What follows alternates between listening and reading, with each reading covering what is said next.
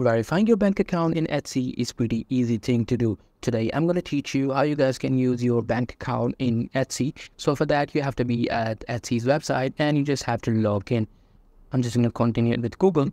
After logging into your account, you will see an option, something like your shop manager. So if you don't see any shop manager option, it means your Etsy shop has not been set up, so you cannot verify your bank account. In order to verify your bank account, you need to have a shop first. After setting up a shop, you will see an option for shop manager. After clicking on shop manager, you just have to click on this. There will be an option for finances. You just have to go to the finances and payment options. Whenever you go to that option, you will see your bank account options. And on the right side of the bank account option, you will see a button for verification. You just have to click on that verify button. What it will do is it will want you to follow some instructions. You need to follow those instructions. They may ask you, send you some codes for your bank account, for your phone numbers as well. You just need to follow the instructions completely and your bank account with Etsy should be verified. So that's pretty much it. That's how you guys can do it. Hope you guys find this very helpful.